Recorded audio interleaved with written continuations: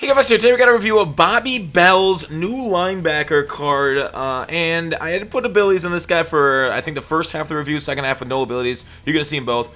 So his speed at 89, he's got, the John Madden chem, the power up, the sprinter. Would it be a card that I consider powering up long term? If you're in like a 3-4, only if you drop your left outside linebacker to coverage, maybe in a cover 4 drop show 2. But the block shit on him is great. Finesse move, power move, not really a 3-4, more of a 4-3 guy. Dropping into coverage. Hit power is nice. He can get enforced. We'll get to that in a second. Tackling, play rec, everything. It's a very solid outside linebacker card for 4-3 or any kind of linebacker. So he's got Zone Hawk 100, which is activated, more catch knockouts right at the start of the game. It gets deactivated because offenses are pretty good now if you're facing a competent opponent. Lurker is on.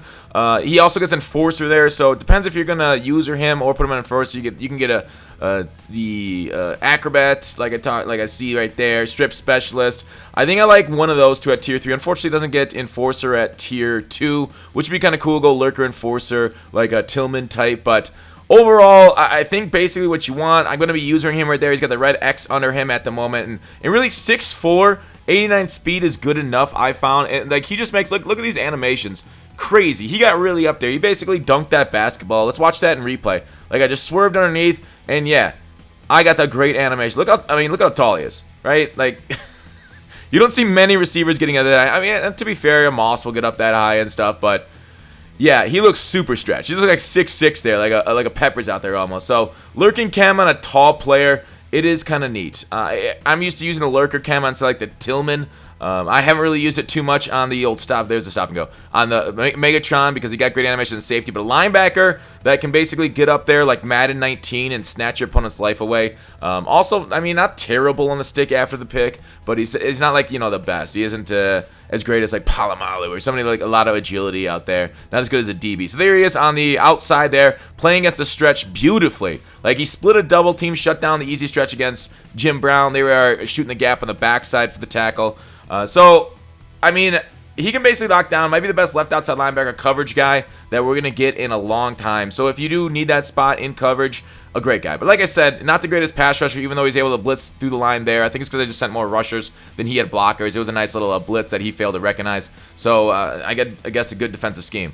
Here he is going back across the field. Yoink, mine. So yeah, he's making a lot of lurks for me. I think he can make a lot of lurks for you, especially if your opponent likes to pass the ball. If they like to run the ball, very good there too. Now, is he good enough without the X factor? Right there, he won't be as noticeable. Like, as you see, like, he is just absolutely changing the game right here. Seeing everything, tackling in the backfield, nice little read on that. What was that, a draw or something?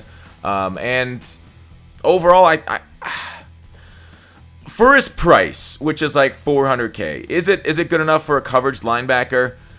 I don't know. I think there might be better spots to spend it on, but really linebackers are quite important here. As he goes, like you'll see a couple of these plays. There he is dropping the ball. Palomalu ends up picking it up, and here's Palomalu's return. Same thing, like almost similar to Bobby Bell. Little stop, go, don't trip, get around the player, and then score a touchdown. Batonio left you in the dust. So while he did drop it and Palomalu picked it without the chems, you see how slowly he reacted to that at linebacker. There's 78 on the right side.